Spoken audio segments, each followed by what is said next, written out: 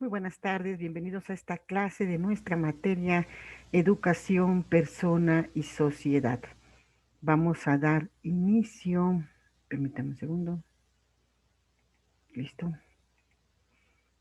Vamos a dar inicio a esta materia. Fíjense que es interesante porque nos permite reconocer valores y principios, derechos fundamentales precisamente de los seres humanos desde el punto de vista tanto personal como parte de una sociedad. Vamos, el temario que vamos a estudiar en esta clase es el siguiente. El primero es ética, persona y sociedad. Posterior tenemos educación y ciudadanía.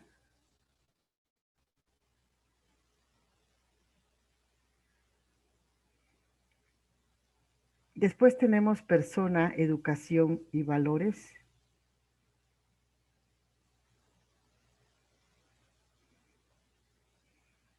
Participación organizacional y ciudadana. Y valores organizacionales y sociales. Y bueno, pues esta es el temario que vamos a observar. Fíjense que a veces pareciera que es un tema mm, poco común en esta época que estamos viviendo, ¿no? Sin embargo, es fundamental poder rescatar, perdón, estos conceptos tan importantes. Eh, y cómo podemos retomar o cuál puede ser el impacto de ellos en nuestra sociedad, en nuestra familia, en nuestra propia vida personal.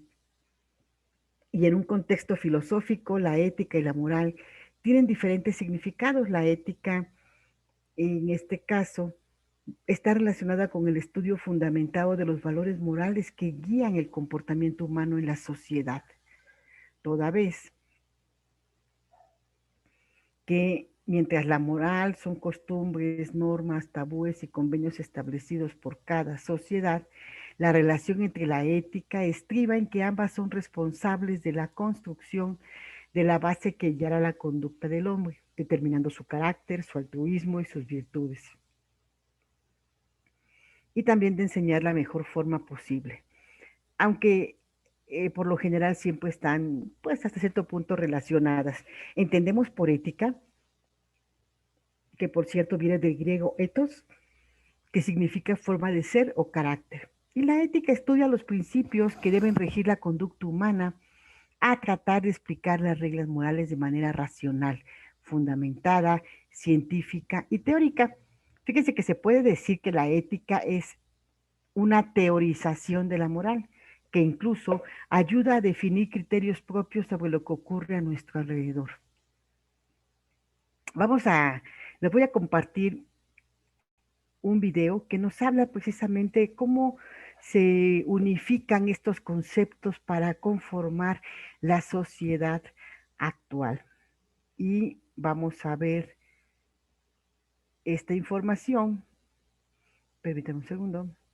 Vamos a ver esta información y vamos a poder determinar precisamente esa relación que nosotros estamos intentando rescatar en esta materia. ¿De acuerdo? Entonces voy enseguida a compartirles. Recuerden que a veces, aquí están.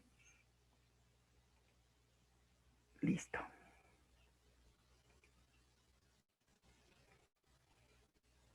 Y obviamente esto se va directamente con los conceptos de sociología. Vamos a empezar.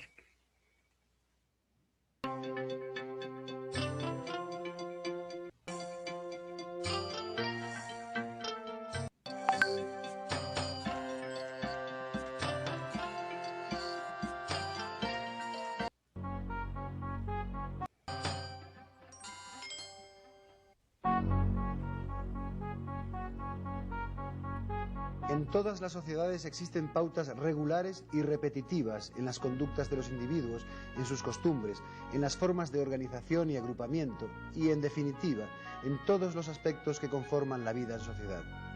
Son precisamente estas regularidades las que permiten situar el estudio de las sociedades humanas en unas coordenadas de coherencia lógico-racional.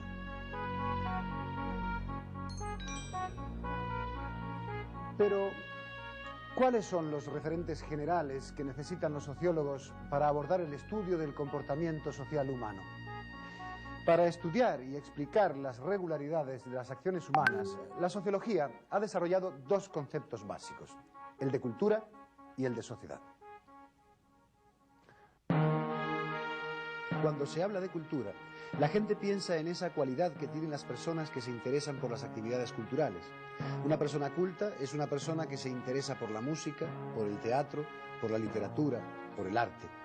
Sin embargo, las ciencias sociales utilizan el concepto de cultura en un sentido distinto, para referirse a un conjunto de rasgos, de pautas y de costumbres aprendidas por todo individuo humano en la sociedad en que nace. El antropólogo social Edward Taylor definió la cultura como aquel todo complejo que incluye el conocimiento, las creencias, el arte, la moral, el derecho, las costumbres y cualesquiera otros hábitos y capacidades adquiridos por el hombre en cuanto miembro de la sociedad. Asimismo, Malinowski se refirió a la cultura como el conjunto integral constituido por los utensilios y bienes de consumo, por el cuerpo de normas que rigen los diversos grupos sociales, por las ideas y artesanías, creencias y costumbres. En cambio, el término sociedad corresponde más bien al hecho de la agrupación misma entre los miembros de un grupo amplio y estable, que se ha asentado y adaptado a un medio determinado. Es, por tanto, un concepto más global que hace referencia específicamente a los mecanismos que generan la organización de lo social, donde se forman las estructuras básicas de interacción entre los individuos. De una forma simplificada, podríamos decir que la sociedad es el continente y la cultura el contenido de lo social. Una sociedad es un conjunto organizado de personas. La cultura es la forma en que se comportan. Los conceptos de cultura y sociedad son términos imbricados, cuyo sentido no puede entenderse si no es en su mutua relación, ya que la cultura no podría desarrollarse fuera de la sociedad, ni la sociedad existiría sin la cultura. ¿Podríamos imaginarnos por un solo instante a una sociedad sin individuos y a un individuo sin sociedad? ¿Qué tipo de sociedad y de hombre sería? El absurdo de estos interrogantes nos permite comprender la lógica de lo social, la conexión inseparable que existe entre las nociones de cultura y sociedad. Lo que distingue a las sociedades humanas de otras sociedades existentes en la naturaleza es su cultura.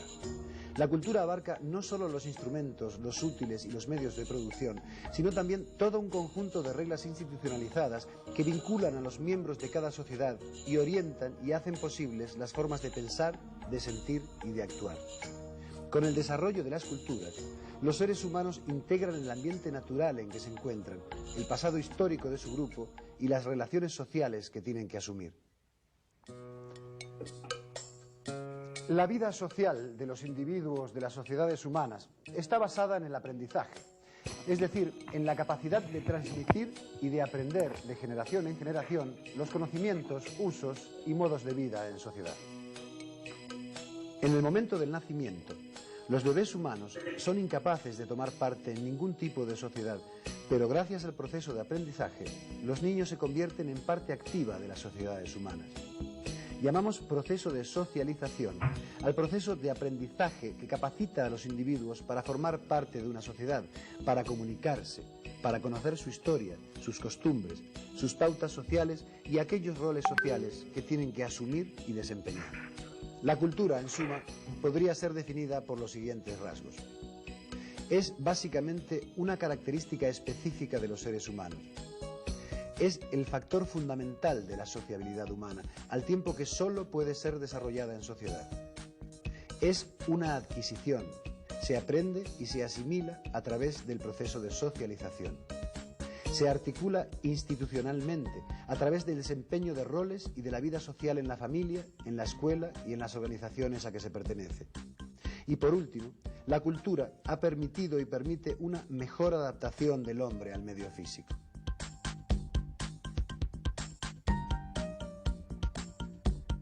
Los seres humanos, como vemos, aprenden lo que saben en su sociedad, pero también desarrollan su propia personalidad.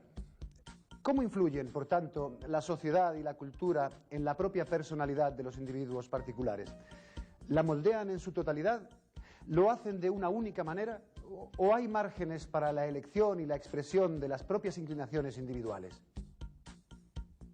Junto con los conceptos de cultura y sociedad, aparece, pues, el concepto de personalidad. Cuando se habla de personalidad, se hace con un significado más amplio que el asignado al concepto de individuo. El término individuo abarca solamente las cualidades y las diferencias innatas de los hombres y de las mujeres y sus diversos temperamentos. El concepto de temperamento es diferente al de personalidad. Decimos que un individuo tiene un temperamento nervioso, colérico o flemático. Pero, ¿qué queremos decir cuando hablamos sociológicamente del concepto de personalidad?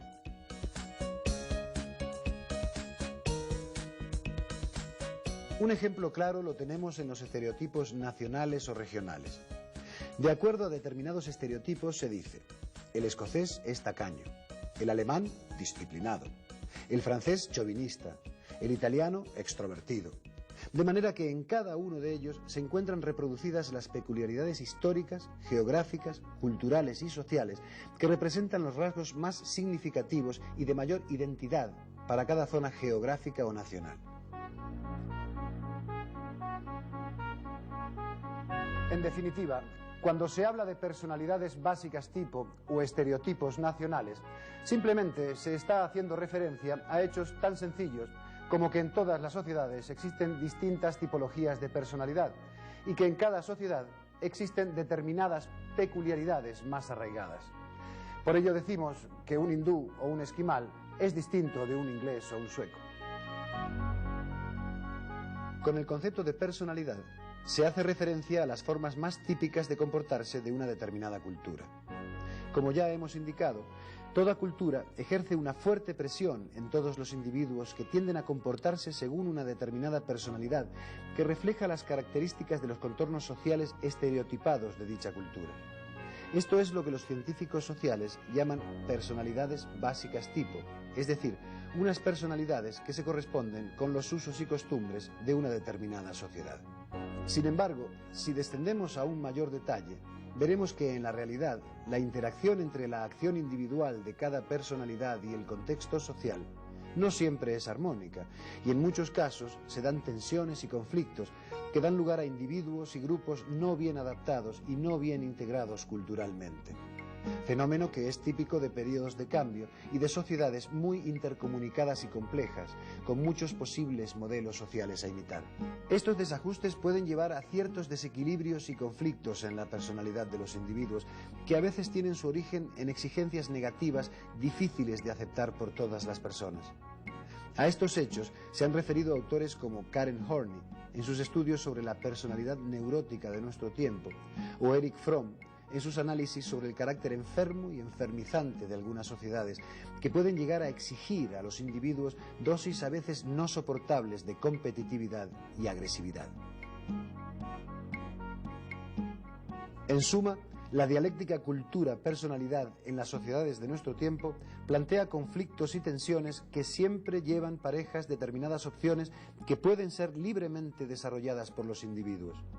Esta libertad es también estimulada culturalmente, sobre todo en sociedades como las actuales, en las que existe una pluralidad de culturas, de creencias y de pautas sociales que coexisten y se yuxtaponen entre sí.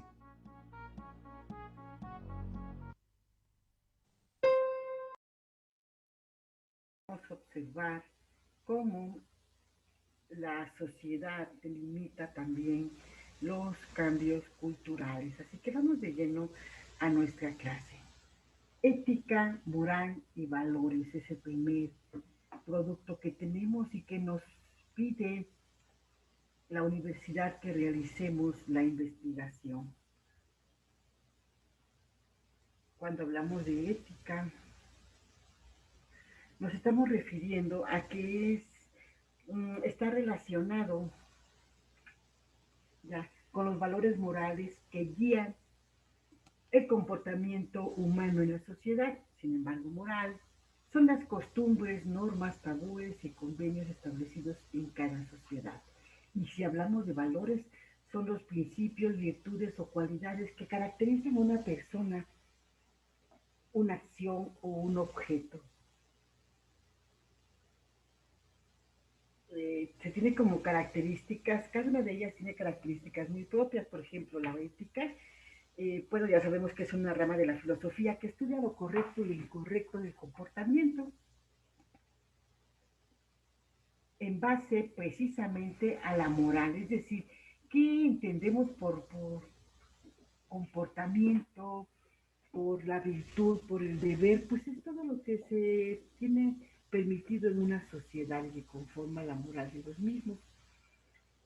Otro aspecto también importante es cómo evalúa el ser humano su participación en la sociedad y cuán determinante piensa que es su conducta para que exista una forma de convivencia correcta. Sin embargo, si hablamos de la moral, tiene características diferentes. Por ejemplo, se ajusta a un código o a un conjunto de normas preestablecidos y preaprobados, las cuales ya se encuentran consideradas como dentro de lo bueno o dentro de lo incorrecto.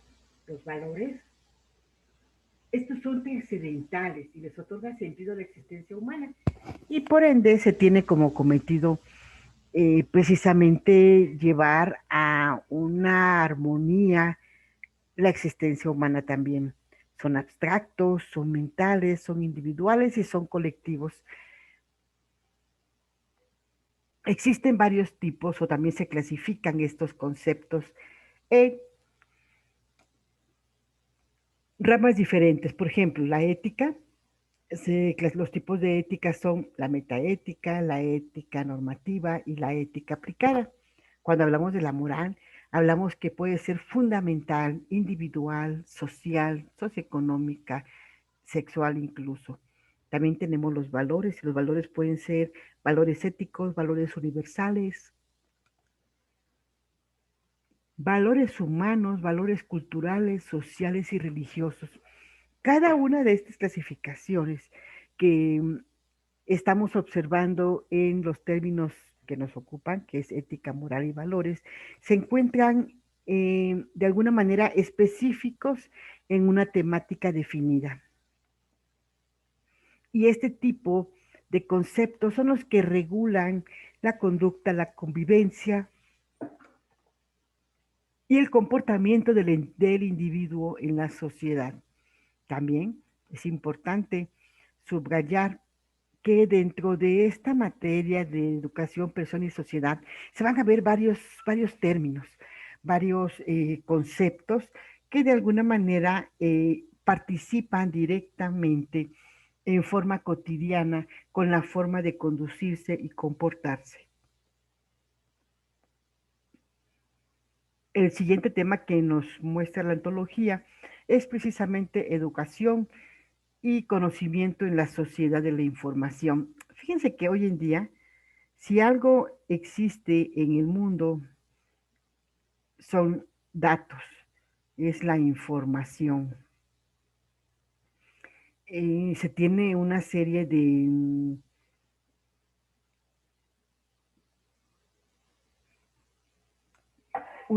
mecanismos los cuales puedes encontrar cualquier tipo de información, pero creo que el primero para comprender ese tema, lo que tenemos que identificar es qué es la sociedad de la información y les defino.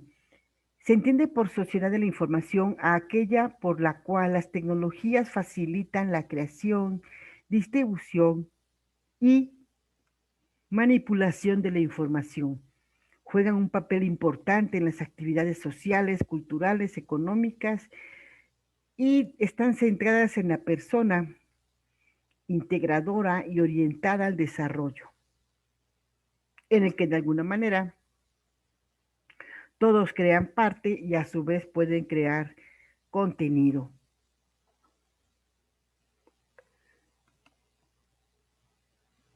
Este término de sociedad de la información hace referencia al papel de la información, obviamente, en la dinámica de las relaciones interpersonales y de los procesos incorporados a los distintos ámbitos de la sociedad. Y esto marcó la era que se denominó la revolución digital, la cual, bueno, pues ha transformado la cotidianidad de las personas, aparecen cada vez nuevos conceptos y teorías, y los cambios Son dinámicos y hasta cierto punto abrumadores a los que se encuentra inmersa la sociedad. Y precisamente esta información, estas tecnologías aplicadas a la información, es ahí de donde surge este concepto, sociedad de la información, que no es lo mismo que transformación digital o el Internet de las cosas. Entonces, ya que tenemos perfectamente definido que este término es una expresión que precisamente caracteriza nuestro entorno actual, marcado, interconectado por las innovaciones tecnológicas que a su vez permiten que la información fluya de manera inmediata, instantánea y de cualquier parte del mundo. El ser humano constantemente, desde que tenemos conocimiento de la historia, ha estado en busca de conocimiento. Y el conocimiento que ha logrado capturar lo ha utilizado para innovar, para mejorar y todo esto para poder tener una mejor calidad de vida en sus actividades y trabajo cotidiano. Y esto, pese a la evolución, pues seguimos exactamente igual. Seguimos aprendiendo, seguimos creando. Y bueno, para poder lograrlo, debemos entender qué es lo que debemos solucionar, qué es lo que debemos definir. Y como sabemos, tanto las personas como las familias como las sociedades tienen una serie de planes específicos que trabajan día a día para llegar a concretarlos y de esta manera lograr tener una mejor vida organizacional, personal y familiar y por lo tanto de la sociedad. Y en esta era de la información, en esta sociedad del conocimiento, en donde todas las personas o la gran mayoría tiene acceso a todo tipo de información, y tienen contacto con los millones de usuarios que existen alrededor del mundo. Esto ha sido un parteaguas definitivo en nuestra vida cotidiana. Si bien sabemos que es innegable la evidencia del avance en cuanto al conocimiento, pero ¿qué tal estamos avanzando en la educación? Que esa es la pregunta de esta diapositiva. ¿Realmente toda esa sociedad de la información, del conocimiento, de la interconexión, realmente ha permeado la educación en la realidad? ¿O tenemos un abismo en alguna parte de estos dos conceptos que no nos permite el crecimiento y el desarrollo de manera adecuada? También es importante retomar un tema que nos marca precisamente el documento que habla de la epistemología. Esta consiste en el estudio de una forma de pensar, de una manera de indagar todo lo relacionado al entendimiento. La epistemología de la educación se ocupa de organizar el currículum o la currícula escolar, de cómo se relacionan de manera transversal las diferentes disciplinas, cómo se transmite el saber, tanto del agente o persona que enseña como el que aprende.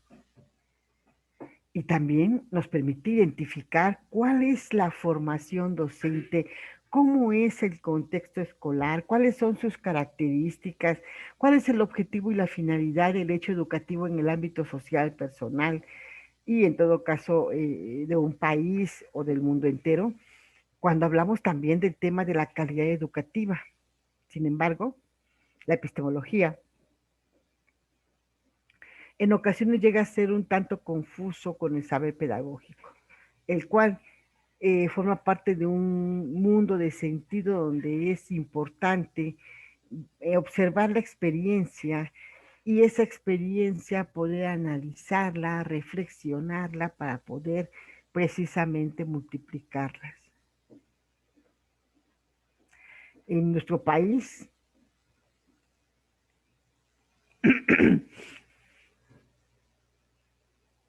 se entiende como la habilidad para hacer la experiencia por cuenta propia o de enseñar una lección. De tal forma que a través de los valores impartidos en las instituciones se intenta fortalecer el sistema democrático de la nación y de esta manera poder dar respuesta a los diferentes fenómenos sociales, políticos y económicos del mundo actual, en este caso la globalización. Y por ello es necesario que se interconecte las distintas dimensiones que se tienen y también involucrar las diferentes ideas de las ciencias, de igual forma combinar los métodos de pensamiento y todo esto para poder comprender la complejidad que tiene esta forma de pensamiento efectivo, de que nos va a permitir llegar a comprender la naturaleza, la sociedad, organizar la vida y buscar soluciones a las crisis de la sociedad contemporánea. Esta era de la sociedad de la información nos están obligando a aceptar y adaptarnos, así como adoptar un cambio constante en nuestra vida cotidiana y nuestra vida personal, no solamente como parte de una empresa, de una institución educativa, sino como me obliga a cambiar mi interno y a modificar los planes, ya sea total o parcialmente, para poder también respetarla.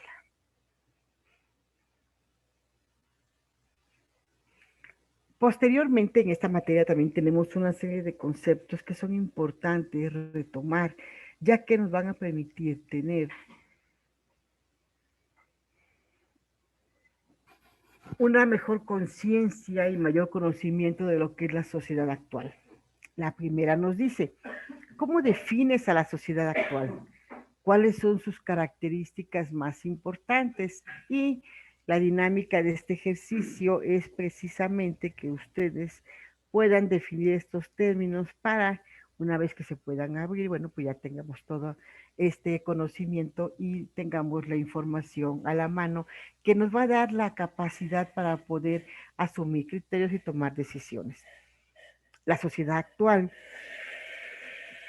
como parte de su respuesta, puede ser una sociedad que se encuentre en un constante cambio y transformación, ¿no es cierto? Si algo tenemos claro es que el cambio es inmediato y revolucionario y tiene la necesidad latente de adaptarse, ser flexible y a su vez adaptar su estructura para poder desempeñarse en el entorno cualquiera que se presente, empezando quizá por la educación de los niños y cómo esta es impartida en las instituciones de educación. Después tenemos cuáles son los valores que esta sociedad actual requiere y pondera los más importantes. Eso es libre, en este momento ese tipo de preguntas no se evalúan por si son correctas o no, sino la participación y conocer su punto de vista, su análisis en cuanto a ese tipo de términos cuando nos los piden tan directamente. La siguiente pregunta es, ¿cuáles son los valores que esta sociedad actual nos requiere y pondera? Bueno, primero que nada está aceptar y divulgar el cambio, aceptar y divulgar la inclusión y la diversificación, que son fenómenos que hemos visto incluso en las noticias constantemente, ¿no? También otros de los valores que promueve es el desarrollo integral de los estudiantes y los que no se encuentren estudiando, darles o proveerles de los recursos necesarios para que lo hagan, intentando colocar fin a las características de la sociedad joven de nuestro país. Después nos dice cuál es la función de la escuela en la formación de los valores para esta sociedad. Y aquí es muy importante que se defina de quién es la responsabilidad real de formar en ética, en valores a las personas. Esta formación sin duda comienza en la casa, y se va fomentando en las instituciones educativas en el punto o en el tema de la convivencia. Es decir, de qué manera se puede generar la estrategia para que ellos desde temprana edad puedan asumir que se encuentran en un mundo diverso, con diferentes posiciones, tanto sociales, políticas, académicas, personales, y que tienen o se tiene que aceptar. Por lo general, se ha notado una incidencia en que las instituciones educativas se preocupan por incluir los valores que serán útiles, claro, en un futuro, durante su vida adulta, al momento de poder estar insertos en esta sociedad de manera correcta, poder asumir y aceptar los diferentes cambios, transformaciones y actualizaciones que se tengan que vivir. La número 4, la actividad número 4 nos dice por qué es necesario que esta sociedad actual se tenga la inserción de nuevos saberes, nuevas formas de aprender y nuevas necesidades formativas. Y bueno, la respuesta creo que es muy simple. Eh, las instituciones son las responsables de determinar qué es lo que la sociedad requiere de conocimientos y habilidades para así poder aterrizarlos o implementarlos en un plan de estudios para que los jóvenes que estudien la licenciatura puedan dar respuesta a estos nuevos conocimientos. Después tenemos más preguntas que dice la quinta. ¿Cómo influyen las nuevas estructuras de familia en la modificación y adaptación de la sociedad actual y viceversa? Como respuesta, probablemente como una propuesta de respuesta, nos dice que la educación que reciben los niños dentro de las diversas estructuras familiares dependen directamente del tipo de familia donde se desarrollen. La sociedad debe entender que ya existen diferentes modelos de organización familiar que han estado cambiando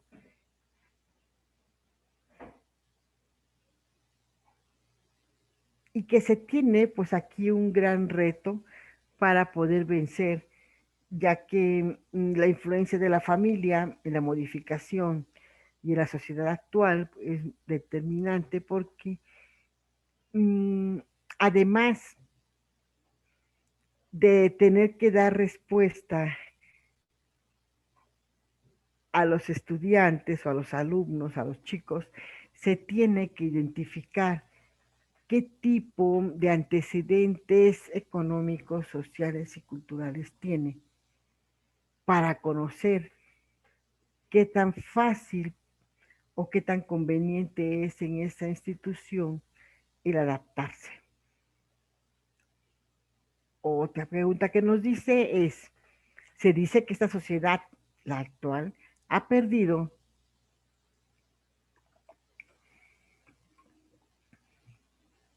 y tiene una gran carencia de valores. La pregunta es, ¿qué piensas de eso? Y esto, bueno, pues es meramente personal, repito, más que de conceptos, esta tarea es de análisis, de reflexión acerca de cuáles son las circunstancias o las características que predominan en nuestra sociedad. La número 8 nos dice cuál es el futuro de la identidad a partir de las tendencias globalizadoras. Y bueno, se infiere que dentro de los diversos convenios o tratados que se obtienen, se va, se infiere, repito, que va a ser respetando la identidad propia de la sociedad. Sin embargo,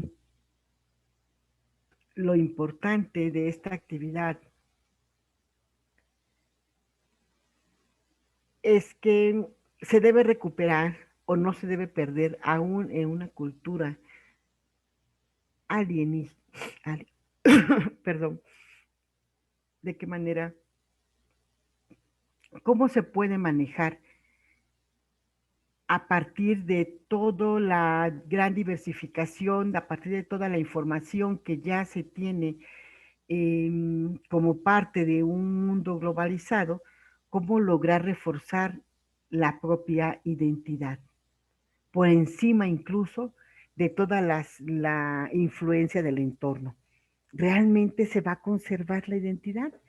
¿Realmente ustedes piensan que toda esta interconexión, todo este fenómeno de la globalización, de la aldea mundial, no va a impactar en esta definición de identidad? Es una pregunta que se les invita a responder y repito, es de análisis solamente. La novela nos dice cuál es la relación entre calidad de vida, educación de calidad y calidad en procesos educativos. ¿En qué se relaciona?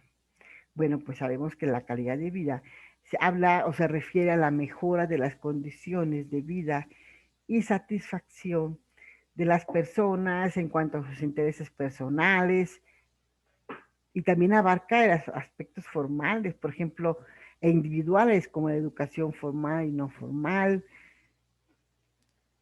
de tal manera que se pueda favorecer a la paridad o al ofrecimiento de las oportunidades a las que se tengan acceso. La pregunta número 10 nos dice, ¿cuál es el valor de la formación integral con los valores en la actualidad y por qué se considera innovadora? A veces pareciera que el término de innovación es un término que está de moda y pareciera que todos queremos hablar de la innovación. Sin embargo, ¿realmente estamos innovando o solo estamos mejorando? ¿Qué se requiere para que realmente sea innovadora? Y bueno, pues en la sociedad actual es de gran preocupación la formación integral de los educandos. Y más ahora que observamos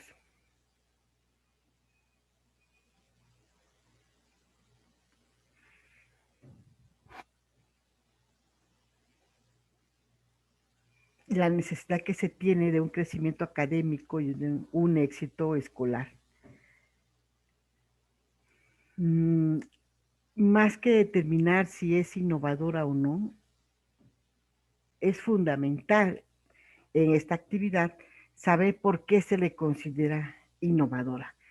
¿Cuál es desde el proyecto particular lo que lo define como tal? Y sería una situación que tuviéramos que analizar.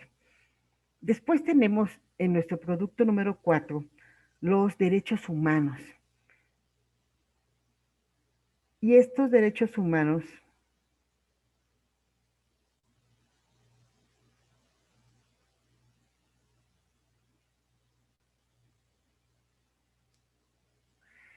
se entienden como el conjunto de prerrogativas, de disposiciones que se sustentan con la finalidad de proteger la dignidad humana y que realizarlos, respetarlos y aplicarlos es determinante para poder tener un ambiente en donde impere el respeto hacia el ser.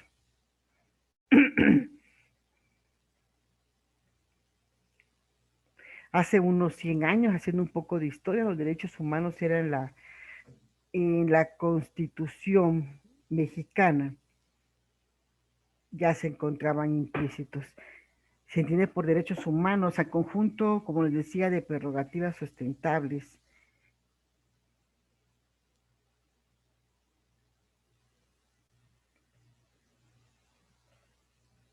que se encuentran establecidas dentro del orden jurídico. Espero no tener problemas de audio, por favor. Después tenemos que los derechos humanos son también derechos inherentes a todos los seres humanos, es decir, son universales, sin distinción de nacionalidad, edad, credo, sin ninguna distinción de residencia, sexo, organización, origen, nación, lengua, religión, color, es decir, sin tener ningún problema con lo que son los derechos humanos.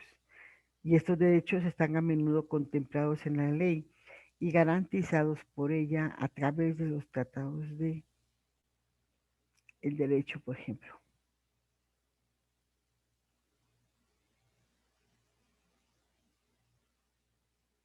Ahora, la siguiente actividad de este producto 4 nos dice cuáles son los derechos humanos que están contemplados en la Constitución.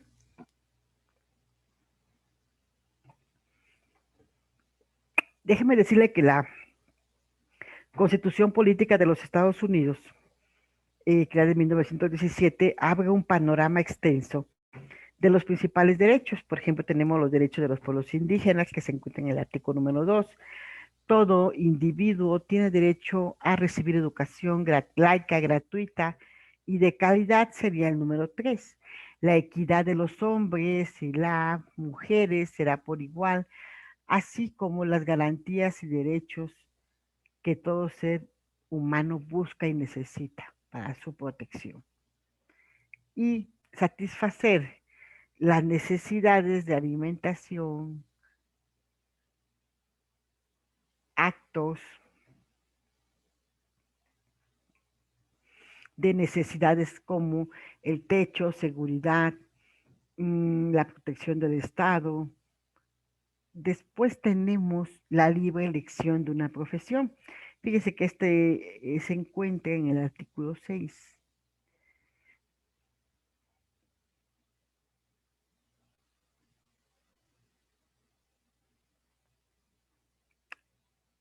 La de la profesión se encuentra en el artículo 5, perdón, y en el artículo 6 se encuentra el derecho a las manifestaciones de ideas sin que haya coacción por parte del Estado. Es decir, tienen el derecho de manifestarse. Bueno, pues ya vemos lo que sucede cuando conocen ese derecho, al menos aquí en nuestra Ciudad de México. Después tenemos la libertad de escrito sobre cualquier materia sin censura para la autoridad, derecho de petición, derecho de asociación, derecho a libre tránsito de los ciudadanos dentro del territorio nacional. Es decir, tenemos varios derechos y todos están contemplados en la Constitución mexicana. El problema es que como sociedad casi no nos involucramos y seguramente debido a la dinámica de vida que se tiene, casi no nos involucramos en ese tipo de derechos, pero es muy importante conocerlos. También nos dice que todo hombre es libre de profesar la creencia religiosa que más le agrade y que no le dañe. ¿Sí? También tenemos el derecho a la democracia, derecho a las fans, derecho a la democracia, derecho a la nacionalidad, derecho a facilitar lo que es una vida digna, el derecho al trabajo y a la previsión social. Esto sería lo que hablaríamos de los derechos humanos. Les voy a compartir también otro documento que es muy interesante, señores, para que se pueda identificar más acerca de los derechos humanos a los que nos encontramos y a los que tenemos derecho eh, en en nuestro país. Les comparto el video, les agradecer, bueno, no tengo alumnos, pero ojalá sea posible escucharlo de manera correcta. A ver, un segundo.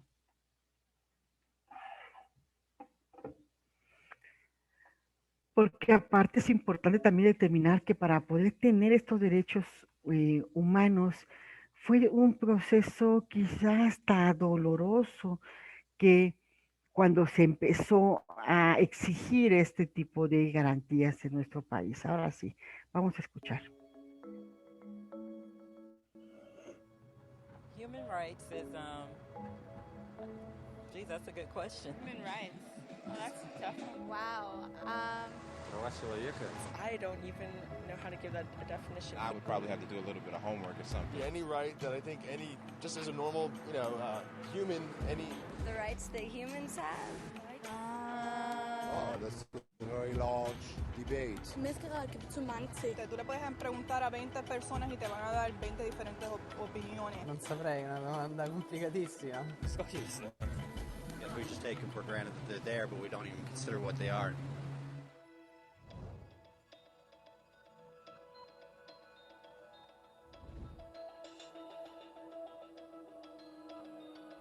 Los derechos humanos son los derechos que simplemente tienes por el hecho de ser humano. Es la forma en que instintivamente esperas que se te trate y el trato que mereces como persona, como el derecho a vivir en libertad, a expresar tus pensamientos y a ser tratado con igualdad. Hay muchos tipos de derechos. La mayoría es aplicable a ciertos grupos. Pero los derechos humanos son los únicos que corresponden absolutamente a todos, en todas partes. Significan niños, personas mayores, gente pobre, basquetbolistas, recolectores de basura, cantantes de rap, maestros africanos, indios, albanos, cristianos, musulmanes, cabalistas, ateos, tu mamá, tu papá, el vecino y tú mismo. Todos tienen exactamente los mismos derechos humanos. En otras palabras, son universales. Pero la pregunta sigue en pie. ¿Qué son?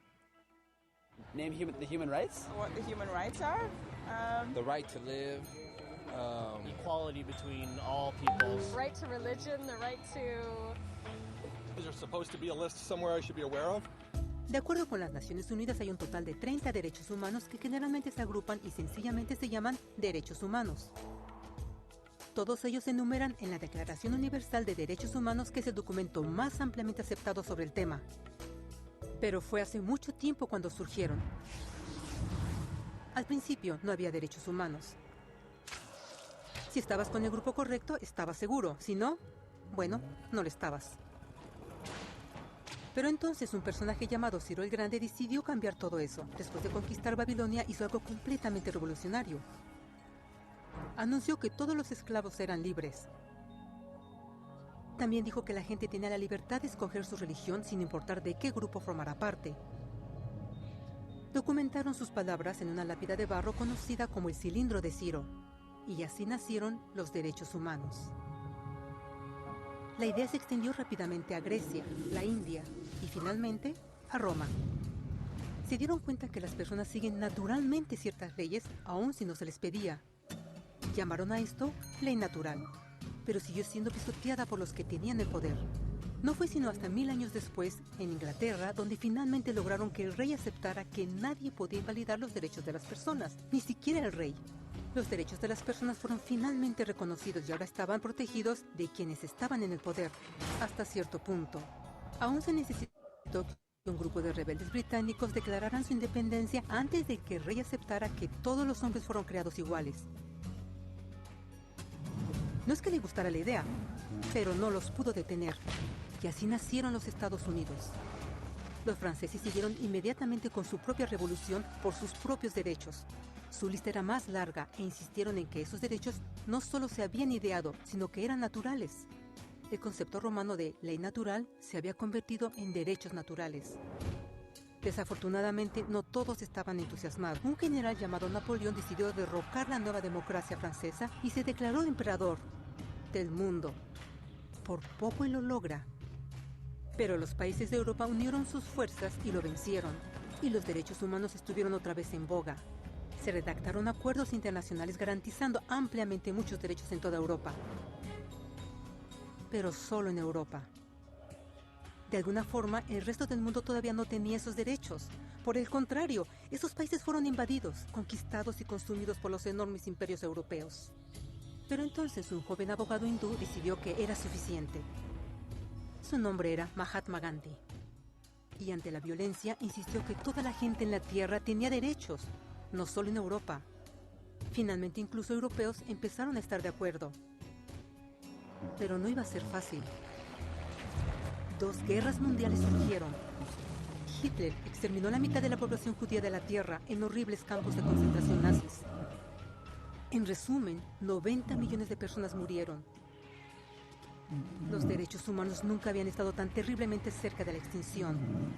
Y el mundo nunca había estado tan desesperado por un cambio. Así los países se unieron y formaron las Naciones Unidas. Su propósito básico era reafirmar la fe en los derechos humanos fundamentales, en la dignidad y el valor del humano. Pero, ¿qué son los derechos humanos? ¿Eran las proclamaciones de Ciro, las leyes naturales de Roma, las declaraciones de Francia? Todos parecen tener una idea un tanto diferente de lo que los derechos humanos deben ser. Pero bajo la supervisión de Eleanor Roosevelt, finalmente estuvieron de acuerdo en un grupo de derechos para todos absolutamente. La Declaración Universal de Derechos Humanos. El concepto francés de derechos naturales se había convertido finalmente en derechos humanos.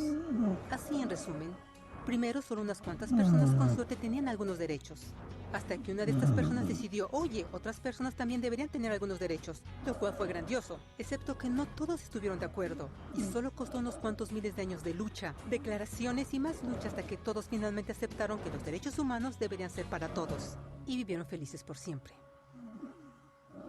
Excepto por un pequeño problema. Si la gente tiene el derecho a alimentación y cobijo, ¿por qué 16,000 niños están muriendo de hambre cada día? ¿Uno cada 5 segundos? Si la gente tiene libertad de expresión, ¿por qué miles están en prisión por expresar sus ideas? Si la gente tiene derecho a la educación, ¿por qué más de 1,000 millones de adultos son incapaces de leer? Si la esclavitud ha sido abolida realmente, ¿por qué 27 millones de personas viven hoy en esclavitud? ¿Más del doble que en 1800? El hecho es que cuando se firmó la Declaración Universal de Derechos Humanos, no tenía la fuerza de la ley. Era opcional. Y a pesar de muchísimos documentos, convenciones, tratados y leyes, no eran más que palabras en papel. Así que la cuestión es, ¿quién hará que esas palabras sean una realidad?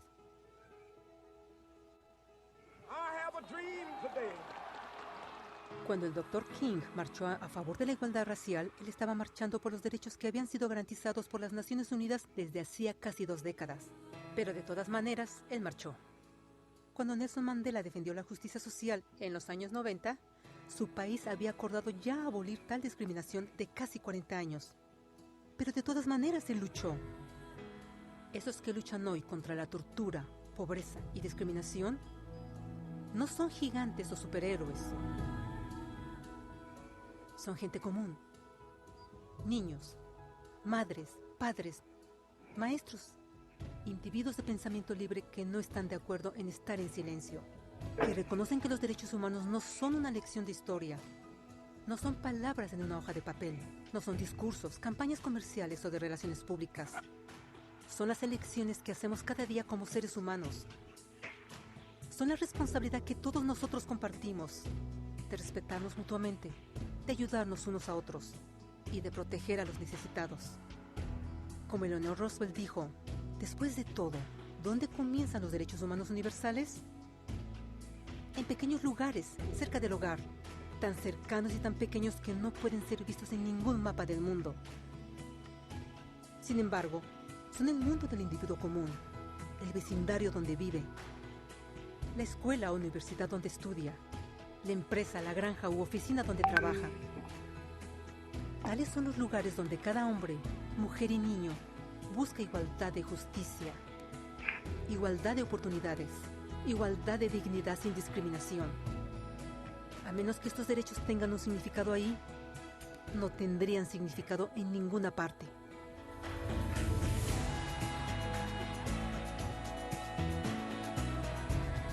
¿Qué tal?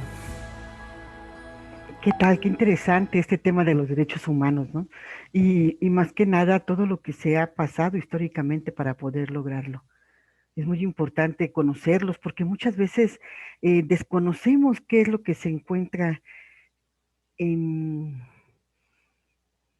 ¿Qué es lo que se encuentra, por citar el ejemplo de nuestra Constitución, y cómo podemos nosotros hacer uso de ellos? Porque a veces pareciera o tomamos alguna atención, entre comillas, de tal o cual persona o establecimiento, pero realmente es el derecho al que tenemos y el no conocerlos precisamente son muchas veces violentados.